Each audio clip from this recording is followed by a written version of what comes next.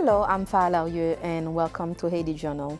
Haiti Journal is a monthly public affairs program covering current issues facing the Haitian American community in the U.S. and abroad, produced in partnership between WPBT2 and the Haitian American Professionals Coalition. On July 6, Radio France Internationale, or in English RFI, reported that since June 17, 2015, more than 30,000 people have arrived in Haiti from the Dominican Republic.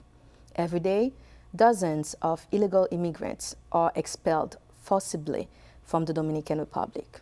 The majority are women and children.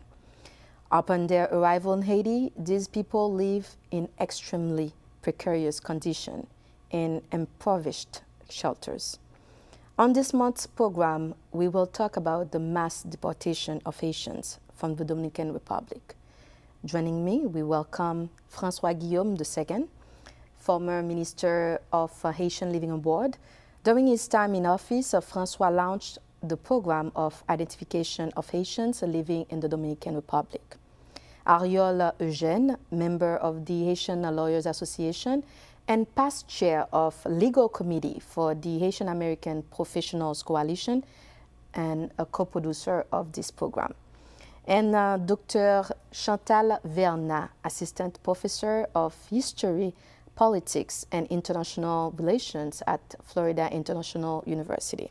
Welcome to the program. Thank you. Welcome to all. François, we'll start with you. When you hear news like that, like the one that RFI, Radio France Internationale report, what is your reaction? Well, thank you for having me again, and thank you to all my fellow panelists for being here on such an important topic. You know, as you mentioned earlier, I was the Minister of Haitians Living Abroad from April 2014 to January 2015. And as soon as I got in office, and this issue of repatriation the following year was looming over our head, I thought that something had to be done. We couldn't just stay and not react. Therefore, although this is an issue where past governments should have addressed, and I'm not talking the immediate past government, this is something that should have been addressed 10, 20 years ago. The issue of having our Haitian compatriots living in foreign land without any type of identification, that is not normal. It is a governmental responsibility to try to identify its citizens wherever they may be. So I found this program that was already thought of and never executed. It was supposed to be implemented 3 years prior when I launched it. And under the auspice of Prime Minister Lamotte, former Prime Minister Lamotte, who supported this program wholeheartedly, then we launched it. And I was the coordinator of that program, but I wasn't the only, my ministry wasn't the only organization. There was several other governmental entities to address this issue. But our objective was to mitigate what's currently happening now. But that program would have never been able to stop the repatriation. For that, we needed a strategy that involved identifying and documenting those Haitians living in the Dominican Republic. We needed to involve the international community to try to apply more pressure on the Dominican Republic so that they listen to reason, if I can say it that way. And we also had to engage the Dominican Republic in a bilateral manner so that we can argue our points more vividly, argue our points of concern in a more engaging manner. Because it is only through engaging the DR on a bilateral with the international community watching, then you can really show the international community what's going on. So it's with a lot of concern that I'm watching what's occurring right now. And Ariol, you went on vacation in 2004 to Dominican Republic, and what you have seen in the Bate have shocked you and changed your life forever now. Yes. Farah, again, thank you for having me. Back in 2004, I went on vacation in Santo Domingo. And while I was on vacation, I had a friend of mine who suggested that I visited the Haitians working in the Bate. So I drove from the capital, Santo Domingo, to La Romana, which is about an hour and a half.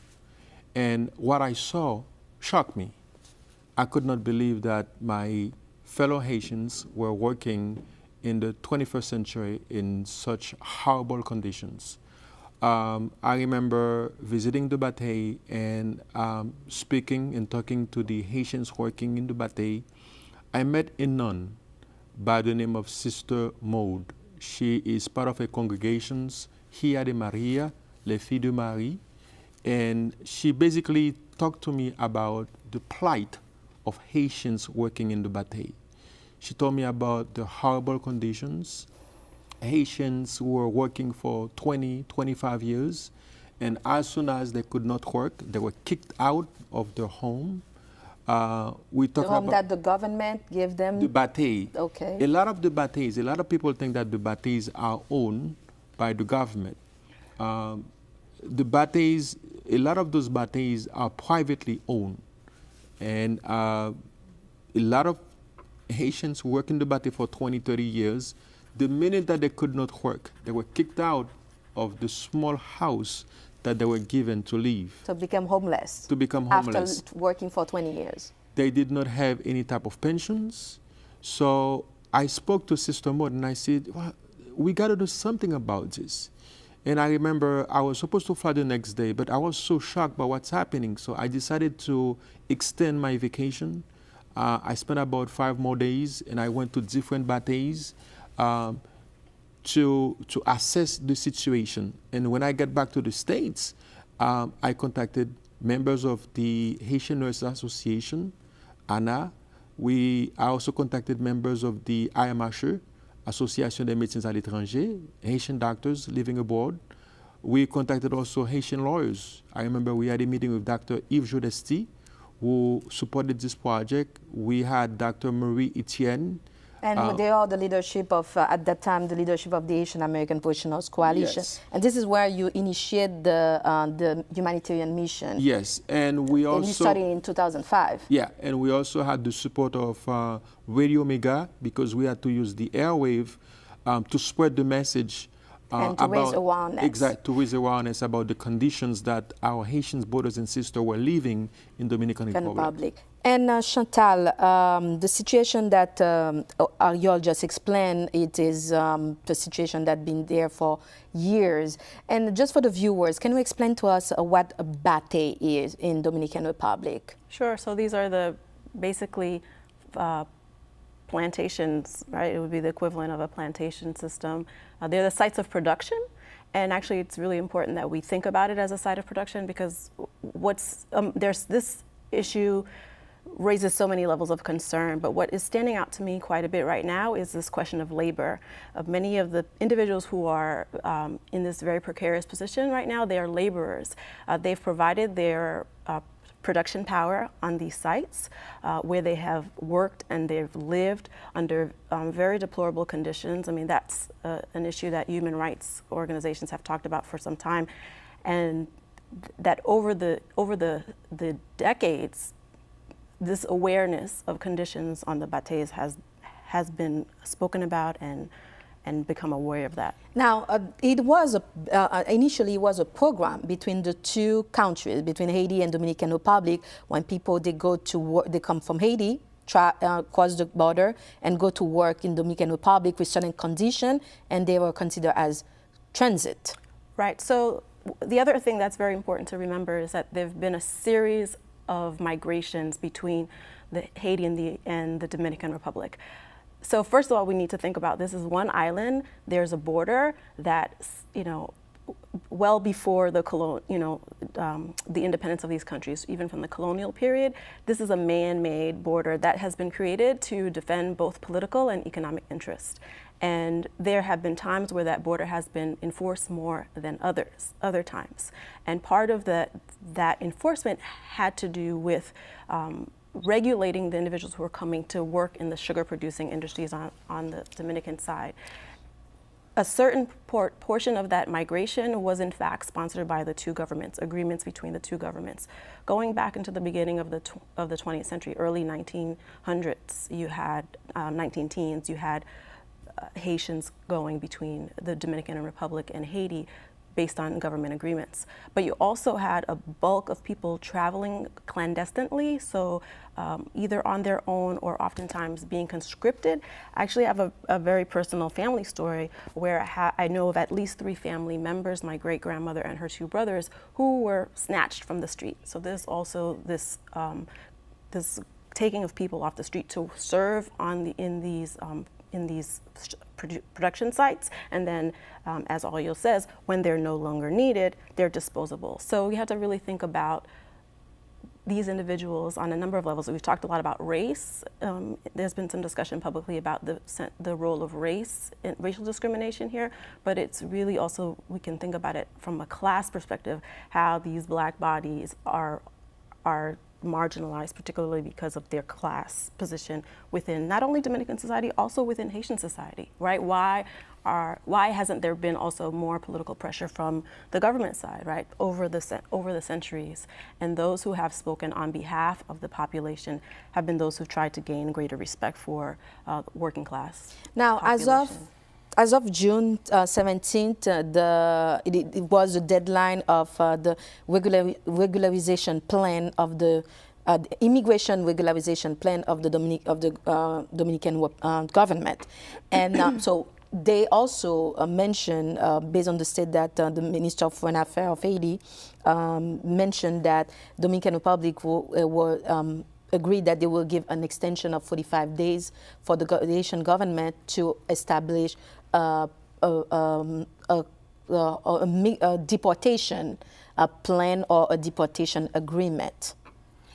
To be clear, the 45-day extension is an extension for people who had already tried to register into the PNRE, the regularization plan. These are people that had already registered and were waiting for the outcome of their registration. So these people have a 45-day window to get their regularization process in order. But it doesn't involve people who haven't been able to access.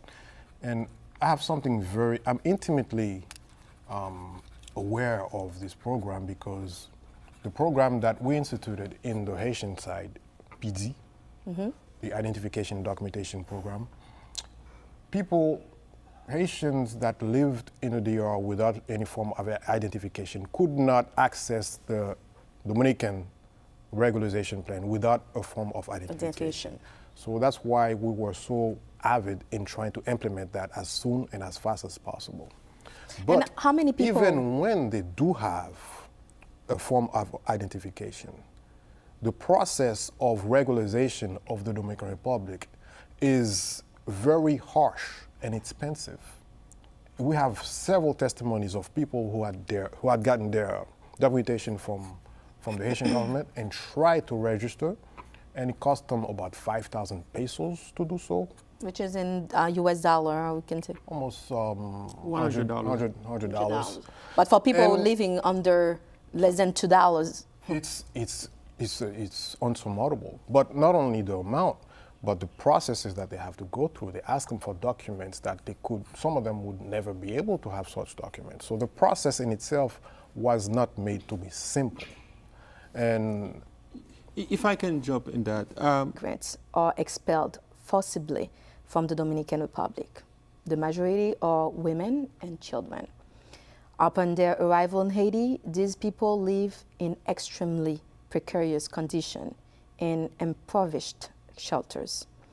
On this month's program, we will talk to Ariol Eugène, member of the Haitian Lawyers Association, and past chair of legal committee for the Haitian American Professionals Coalition and a co-producer of this program. And Dr. Chantal Vernat, assistant professor of history. On July 6, Radio France Internationale, or in English RFI, reported that since June 17, 2015, more than 30,000 people have arrived in Haiti from the Dominican Republic. Every day, dozens of illegal immigrants. Hello, I'm Farah Larieux, and welcome to Haiti Journal. Haiti Journal is a monthly public affairs program covering current issues facing the Haitian American community in the U.S. and abroad, produced in partnership between WPBT2 and the Haitian American Professionals Coalition. Talk about the mass deportation of Haitians from the Dominican Republic. Joining me, we welcome François Guillaume II, former Minister of Haitian Living Abroad. During his time in office, François launched the program of identification of Haitians living in the Dominican Republic.